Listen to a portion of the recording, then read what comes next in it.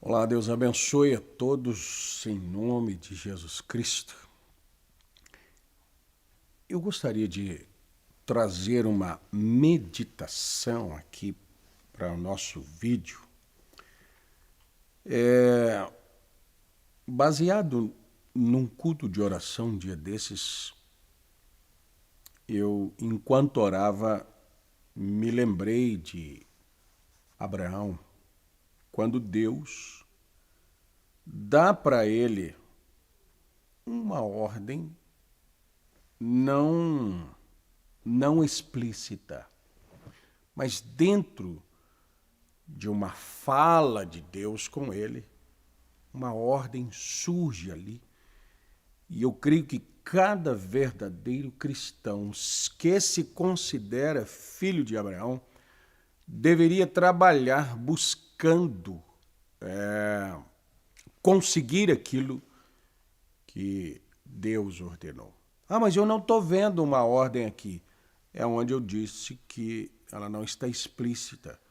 Mas a Escritura tem muita coisa oculta que é necessário o Espírito Santo, é necessário ouvir de Deus. Você que nos acompanha nas Chaves do Evangelho sabe que há algum tempo atrás nós tomamos a mensagem, a revelação de Jesus Cristo, pregada pelo profeta William Branham, onde ele fala das características que um povo, para compreender o livro de Apocalipse, deveria ter.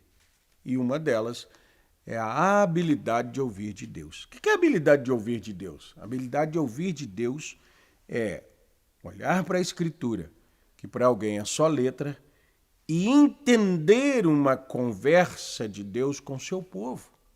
E entender ordens ocultas, como o apóstolo Paulo diz assim: se alguém é espiritual, entenda que o que eu vos digo são mandamentos do Senhor.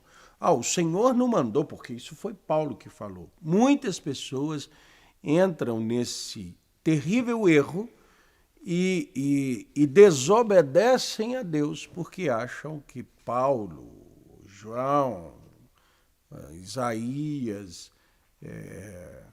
os Salmos não é ordem de Deus, mas é ordem de Deus. Mas deve ser cumprido, deve ser buscado. Nós temos que colocar como meta alcançar aquilo. Então, em Êxodo, capítulo 12, nós lemos assim os 2 primeiros versos. Sai-te da tua terra. Essa é fácil de entender como ordem. Sai da tua parentela e sai da casa do teu pai. Então, Deus dá 3 ordens para Abraão. Para a terra que eu te mostrarei. Até aí eu consigo ver uma ordem de Deus para uma pessoa. Claro, está explícito. Far-te-ei uma grande nação e abençoar-te-ei e engrandecerei o teu nome. Se tu uma bênção. Aqui está uma ordem. Algumas traduções está escrito assim: e tu serás uma bênção. Eu acho que tu serás uma bênção ficaria aqui muito mais cômodo, muito mais confortável para Abraão. Eu vou te fazer uma grande nação, eu vou engrandecer o teu nome e eu vou te abençoar. E aí você vai ser uma bênção. Essa é uma conversa confortável para quem ouve. Mas quando a palavra diz assim, e aí, pela tradução, você entende uma ordem, a palavra diz, se tu uma bênção. Vamos traduzir esse se torna-te, transforme-se em bênção para as pessoas. Se torne uma bênção para as nações. Se torne uma bênção para os que conviverem contigo. Porque aí, o verso 3 nos daria aqui uma base, porque diz assim: abençoarei os que te abençoarem e amaldiçoarei os que te amaldiçoarem. Então, logo eu penso, olha como que os meus amigos se tornarão abençoados. Porque meus amigos sempre me abençoam mesmo. Mas eu amaldiçoarei os que te amaldiçoarem. Só que em cima está escrito assim: sê tu uma bênção. Agora, a grande questão, a grande chave aqui é eu, Abraão, pensar, ora, as pessoas que me amaldiçoarem, elas vão estarem tratando diretamente com Deus. Deus vai pegar elas e tal. Então eu posso viver com as pessoas, me conduzir com elas de qualquer maneira, e se elas me amaldiçoarem, se elas me perseguirem, Deus vai tratar com elas. Eu falo isso porque eu já fiz trabalhos em penitenciária, e toda cadeia que a gente chega, todo preso sabe de cor que o anjo abriu a cadeia para Pedro. Pastor, o anjo tirou Pedro da cadeia. Ah, mas Pedro não era culpado, você é. Entende? Tomar escrituras e querer aplicar ela de uma forma diferente. O Senhor, fulano de tal me amaldiçoou, só vai amaldiçoar ele? Não. Mas o que você fez com ele? Essa é a questão. Nós podemos ver lá no ministério de Samuel que Saul, ele perdeu o seu reinado por causa de descumprir uma maldição que Deus profere sobre os amalequitas, porque eles foram maus com Israel. Mas o que Israel fez com eles? Nada, só queria passar ali no território. Estou indo para o lado de lá, preciso passar aqui. Eles queriam só passar ali dentro. Eles não foram lá causar um problema com os amalequitas, e aí os amalequitas se revoltaram com o mal que eles fizeram, e lhes fizeram mal, Deus vem cobrar. Deus não é um instrumento de vingança meu.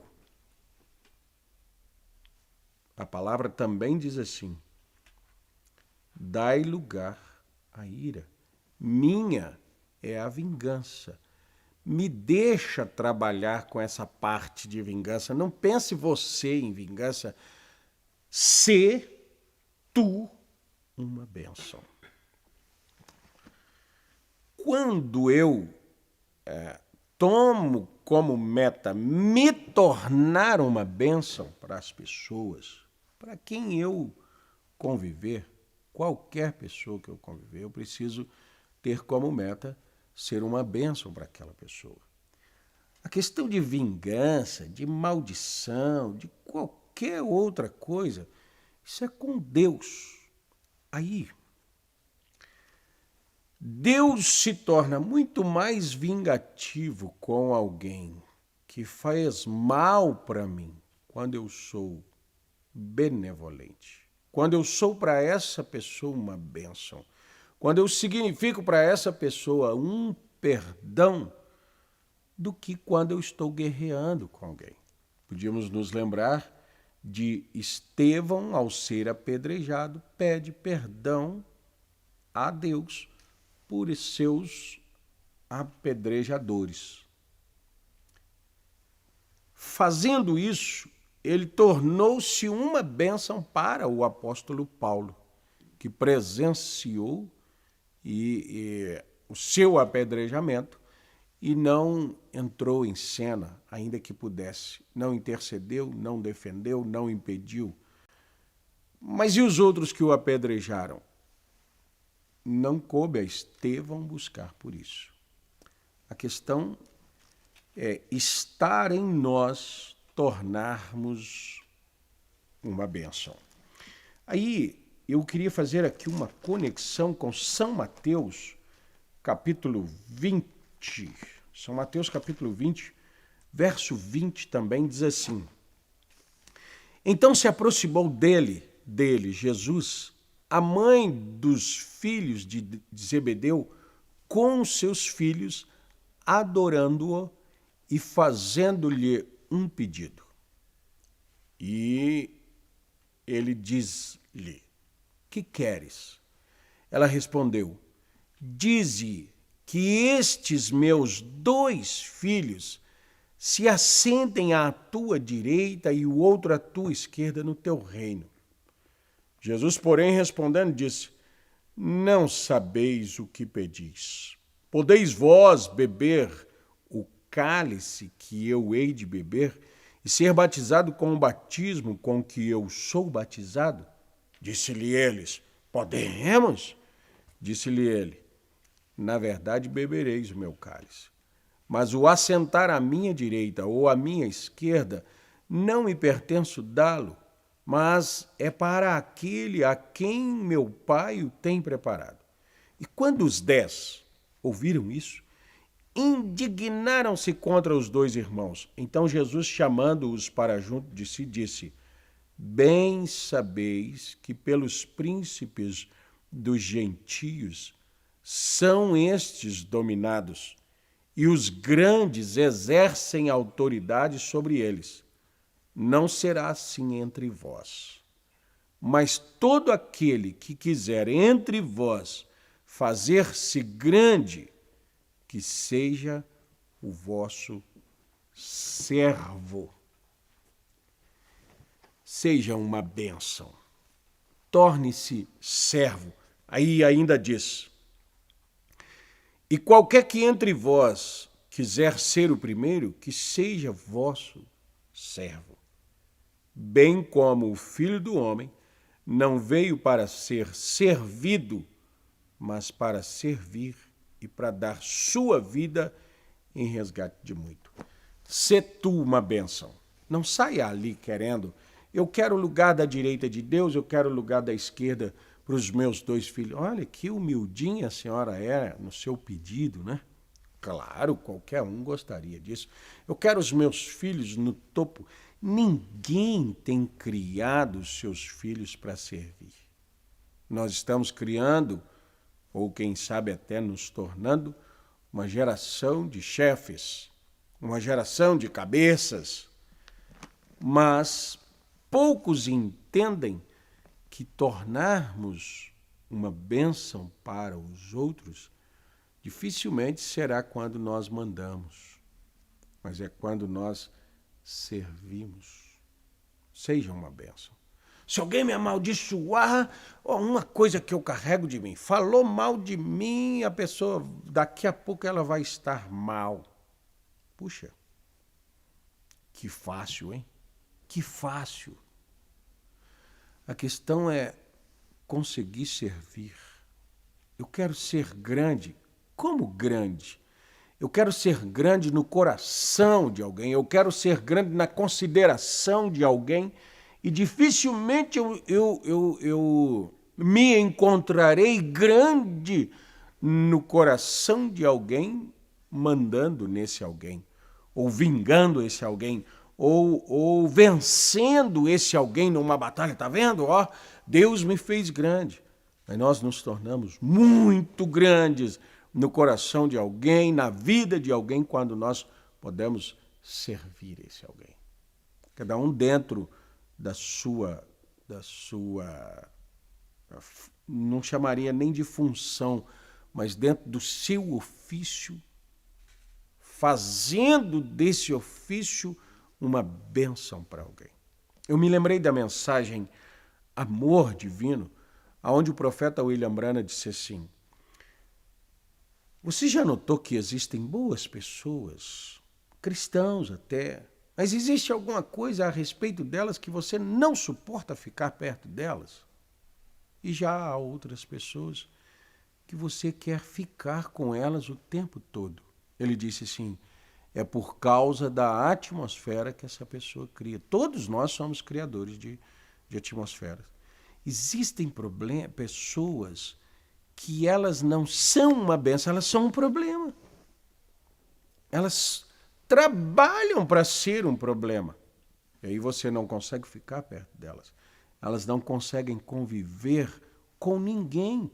Todo mundo está errado, todo mundo deveria abaixar e prestar continência a ela. Ela se torna um problema. Seja tu uma bênção. Eu sou hoje uma bênção ou um problema? Aonde eu chego, acaba o ambiente ou muda completamente o ambiente? Nós podemos fazer Cristo ser visto em nós ou nós podemos nos tornar tão problemáticos que as pessoas não querem estar perto de nós. Mais uma citação do profeta William Branham, agora sem me lembrar de qual mensagem, ele disse assim, Deus, há muitas pessoas, Deus tem que mudar o espírito delas primeiro, para depois dar a elas o Espírito Santo, porque elas brigariam com o Espírito Santo. Elas não conseguem conviver. Tem que mudar o seu espírito para que ela consiga conviver com o Espírito Santo. Então, qual é a nossa meta? Para que nós lutamos? Pelo que lutamos? Onde queremos chegar? Aí, se a nossa meta for ser uma bênção, dificilmente nós vamos trabalhar para eliminar alguém, dificilmente nós vamos trabalhar. Jesus disse aos discípulos assim, aquilo que vocês ligarem na terra será ligado no céu. Aquilo que vocês desligarem na terra será desligado no céu. Também disse o profeta irmão Branham, o problema é que as pessoas pensaram só em desligar. Vê que o poder sem caráter é maligno? Deus me deu o poder de desligar. Então esse está desligado, aquilo está desligado, aquilo. Mas e o poder de ligar também? Né? O poder de perdoar. Perdoando, eu conecto alguém ao céu. Perdoando, eu ligo alguém.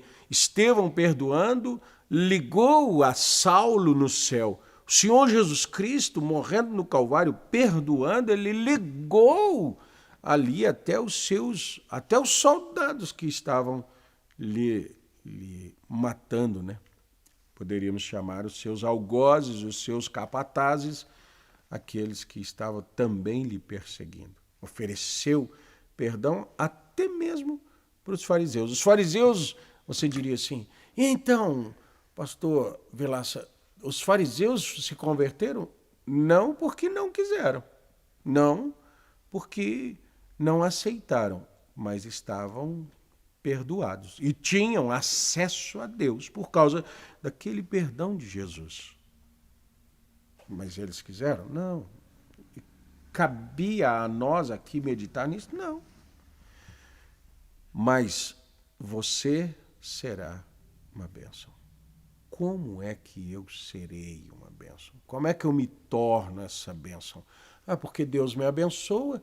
Então, se Deus me abençoar como abençoou Abraão, eu vou ter um monte de empregados, aí, como patrão, vou ser uma bênção para eles. E se eu nunca for um patrão, se eu nunca tiver bênçãos monetárias, financeiras, como é que eu abençoarei as pessoas? Como é que eu me tornarei uma bênção? Eu devo ser uma bênção, independente de quanto eu tenho, de quanto eu consigo compartilhar com as pessoas bens, finanças, essas coisas. Se tu uma bênção. Aí, quem te amaldiçoar, amaldiçoado será. Por quê? Ora, você foi tão generoso, você é tão bênção que cabe somente juízo para aquele que maldisser, para aquele que amaldiçoar, para aquele que fizer errado. Por quê?